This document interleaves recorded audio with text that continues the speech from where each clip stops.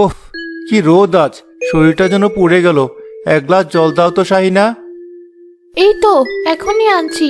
হাত মুখ ধুয়ে নাও। আজ তোমার জন্য বিলের তাজা পুঁটি মাছ ভেজে রেখেছি। সত্যি? যাক, শুনেই তো পেটটা ডেকে উঠলো। সারাদিন মাঠে কাজ করে এসে তোমার হাতে রান্না খেলে সব ক্লান্তি দূর হয়ে যায়।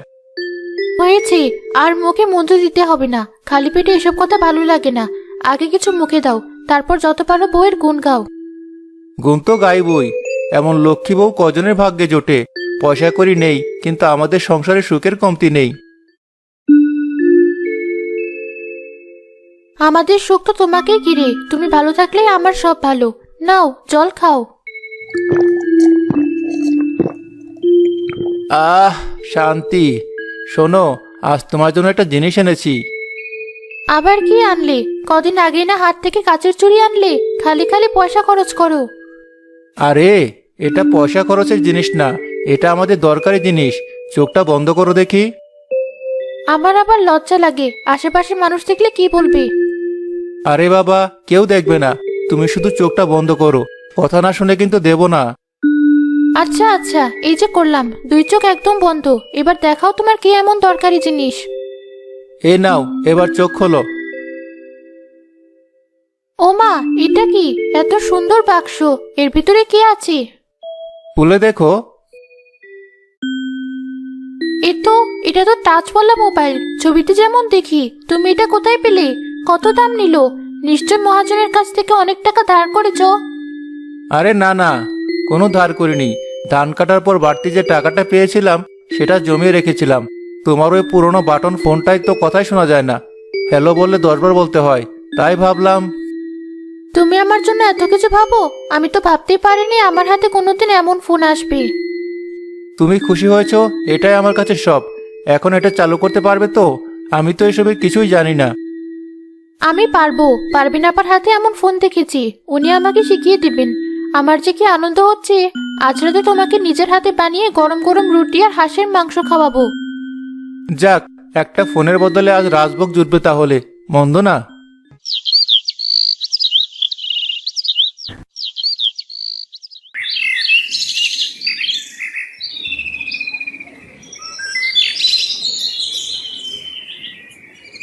কি, বাড়িতে মেহমান এসেছে নাকি? একা একা যে এত হাসছো? আরে মেহমান না, এই দেখো কি মজার জিনিস। এর নাম নাকি টিকটক। কত মানুষ কত কিছু করে। এই মেয়েটা দেখো, শাড়ি পরে কি সুন্দর করে ঘুরছে। হুম, ঘুরছে তো।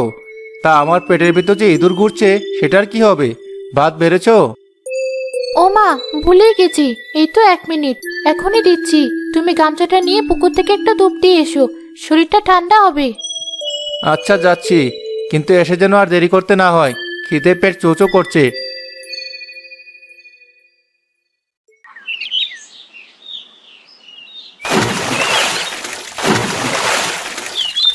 জামাল পুকুরে গিয়ে ডুব দিয়ে ফিরে এসে দেখে শাহিনা তখনও ফোন হাতে হাসছে।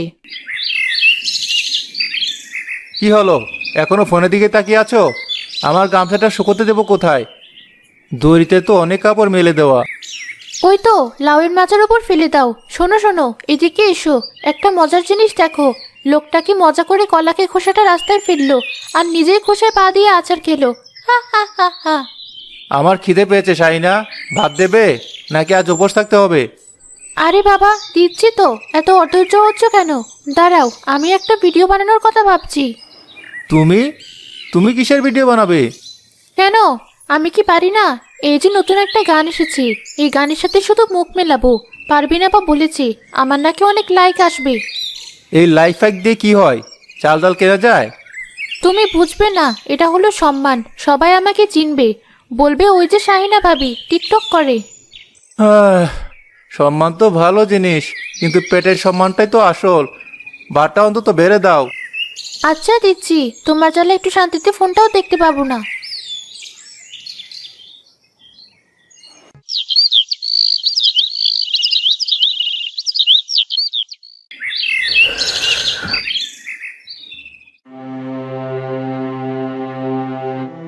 কিরে জামাল, তোর মুখটা এমন বাংলার পাঁচের মতো করে রেখেছিস কেন?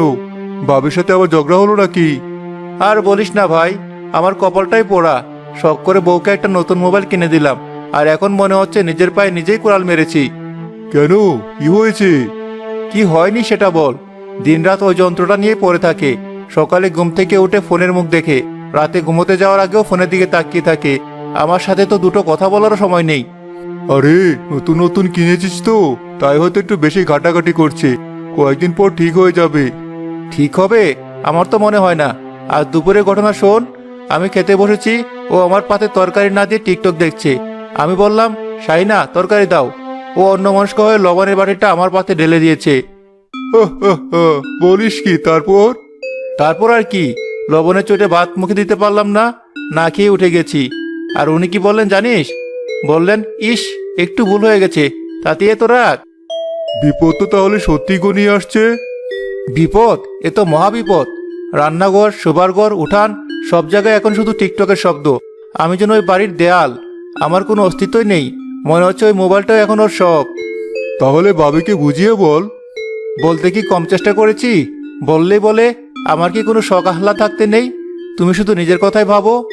এখন আমি কি করি বলতো? পরিস্থিতি যখন জটিল, তখন একটু অন্যভাবে ভাবতে হবে। কিভাবে? তুইও একটা কিছুতে আসক্ত হয়ে যা, দেখবি ভাবি টনক নড়বে। যেমন? যেমন ধর, তুই এখন থেকে তোর কোদালটার সাথে কথা বলা শুরু কর। ওকে নিয়ে ঘুরবি, ওর যত্ন নিবি। ভাবি যখন দেখবে তুই বউয়ের চেয়ে কোদালকে বেশি পাত্তা দিচ্ছিস, তখন ওর মাথায় ঠিকই প্রশ্নটা আসবে। ধুর, তোর সব কথাই ঠাট্টা। আমি আছি আমার চিন্তায়, আর তুই। আরে ঠাট্টা না, এটা হলো মনস্তাত্ত্বিক খেলা। কাটা দিয়ে কাটা তুলতে হয়। একবার চেষ্টা করেই দেখ না।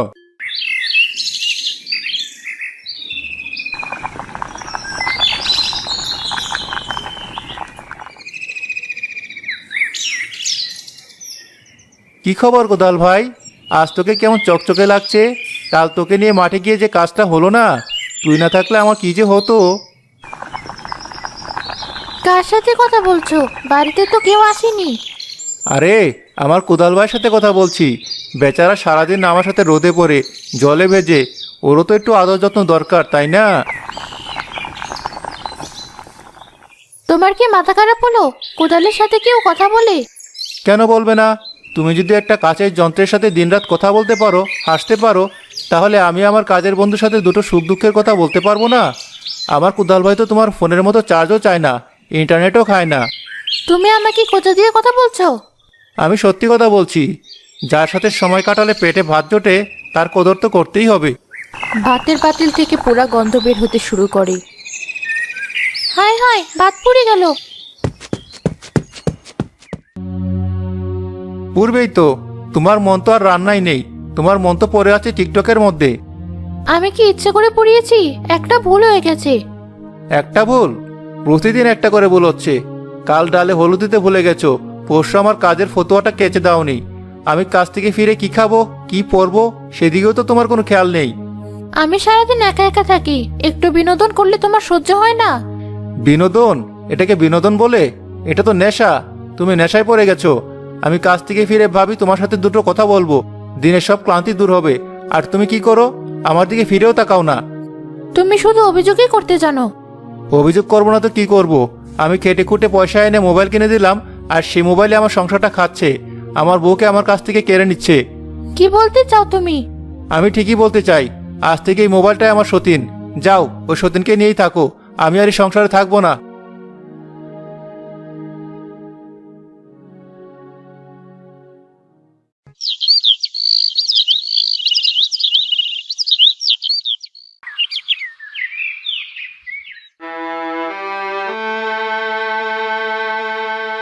কাঁদিস না, যা হওয়ার হয়ে গেছে। এখন বল, জামাল ভাই কি খুব মিথ্যে বলেছি? মানে তুমি ওর পক্ষ নিচ্ছ? আমি কারো পক্ষ নিচ্ছি না, তুই নিজেই বল। ফোনটা আসার পর তুই কি আগের মতো ছিলি? জামাল ভাই কাজ থেকে ফেরে, তুই ফোনের দিকে তাকিয়ে থাকিস। সে খেতে বসে, তুই ভিডিও দেখিস। পুরুষ মানুষ দিন শেষে বাড়ি ফিরে দুটো কথা বলবে। তার জায়গাটা যদি একটা কাজের যন্ত্র নিয়ে নেয়, তার রাগ হবে না? শাহিনা চুপ করে মাথা নিচু করে থাকে। কথাটা আমার বুকে তীরের মতো বিঁধেছে আপা। আমি এখন কি করব? ফোনটাকে ফেলে দেব? না, ফেলবি কেন? মাথা ঠান্ডা কর, কাটা দিয়ে কাটা তুলতে হয়। কিছুই বুঝতে পারছি না। ফোনটা ব্যবহার করবি, কিন্তু নিজের জন্য না, করবি তোর সংসারের জন্য, জামালের জন্য। ফোনটা দিয়ে নতুন রান্না শেখ, ঘর সাজানো শেখ। জামাল ভাইকে দেখায় যন্ত্রটা শুধু সময় নষ্ট করে না, সংসারকে আরো সুন্দর করে গুছিয়ে তুলতেও সাহায্য করে। জামাল ভাই সতীন বলেছে তোর ফোনের আসক্তিকে, ফোনটাকে নয়। যা, এবার নিজের স্বামীকে ফিরিয়ে আন। তুমি ঠিকই বলেছ আপা। যে সতীন আমার স্বামীকে কেড়ে নিচ্ছিল, তাকে দিয়ে আমি আমার স্বামীকে ফিরিয়ে আনবো। তাকে আমি সংসারের দাসী বানিয়ে ছাড়বো।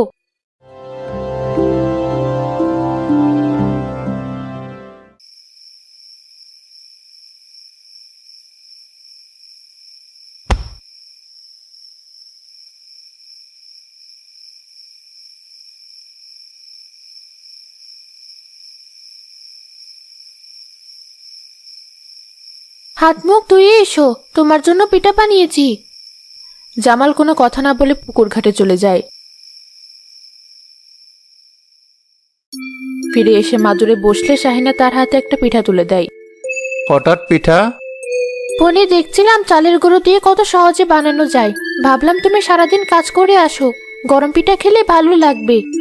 জামাল চুপচাপ পিঠা খেতে থাকে, তার মুখ কঠিন। রাতে খাওয়ার পর জামাল যখন বিছানায় গিয়ে শোয়, শাহিনা একটা বাটিতে তেল নিয়ে তার পাশে এসে বসে। সারাদিন কাদা পানিতে থাকো, পায়ে খুব ব্যথা করে তাই না? আজ ফোনে দেখলাম গরম সর্ষের তেলে রসুন দিয়ে মালিশ করলে নাকি ব্যথা কমে যায়। জামাল চুপচাপ পা এগিয়ে দেয়। শাহিনা যত্ন করে তার পায়ে তেল মালিশ করতে শুরু করে। জামাল চোখ বুজে শুয়ে থাকে, তার কপালে চিন্তার ভাঁজ।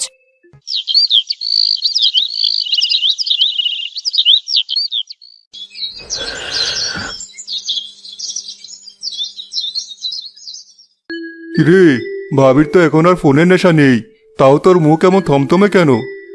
আর বলিস না, কিছুই বুঝতে পারছি না। ও এখন আর ফোন হাতে নেয় না, আমার সব যত্ন নিচ্ছে, সময় মতো খাওয়া দাওয়া, পিঠা পায়েস সবই করছে। কিন্তু কিন্তু কি? কেন জানি মনে হচ্ছে সবটাই যেন সাজানো। ও কি আমার উপর প্রতিশোধ নিচ্ছে? আমাকে এটা দেখাচ্ছে যে দেখো আমি কত ভালো বউ হতে পারি, আর তুমি আমাকে সন্দেহ করছিলে। আমাদের মাঝে কেমন যেন একটা দেওয়াল তৈরি হয়ে গেছে। তুই বড্ড বেশি ভাবিস। তুই ওকে সতীন বলেছিস, একটা মেয়ের কাছে এর চেয়ে বড় অপমান আর কি হতে পারে? হয়তো সেই কষ্টটা বলতে পারছে না। আমি তো রাগের মাথায় বলে ফেলেছিলাম, এখন আমার নিজেরই দম বন্ধ লাগে। তাহলে দেয়ালটা তুই ভাঙ। যা, গিয়ে সরাসরি কথা বল, নিজের ভুলের জন্য মাপ চা, দেখবি সব ঠিক হয়ে যাবে।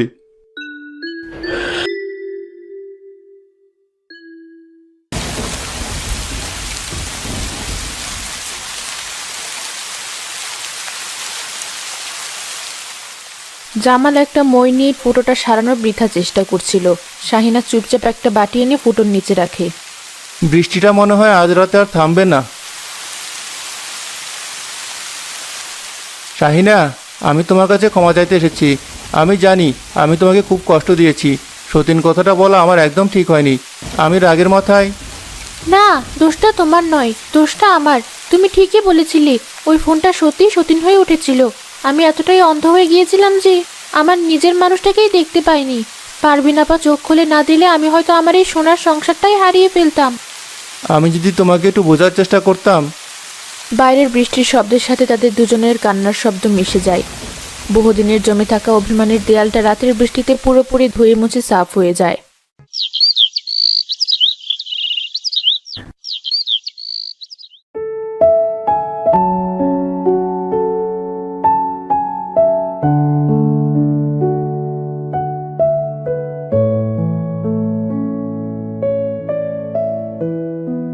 মহাজন বলছিল এবার জমিতে আলু চাষ করলে নাকি খুব লাভ হবে, কিন্তু নতুন ধানের বীজ কিভাবে লাগাতে হয় আমি তো তার কিছুই জানি না। শাহিনা জামালের পাশে বসে ইউটিউবে আলু চাষের নতুন পদ্ধতির একটা ভিডিও চালায়। একজন কৃষি বিশেষজ্ঞ খুব সহজ করে সব বুঝিয়ে দিচ্ছেন। জামাল আর শাহিনা দুজনেই খুব মনোযোগ দিয়ে ভিডিওটা দেখে। দেখলে তো, এখন আর কারো কাছে হাত পাততে হবে না, আমরা নিজেরাই সব শিখে নিতে পারবো। এই সতীনটা তাহলে খুব খারাপ নয়, তাই না?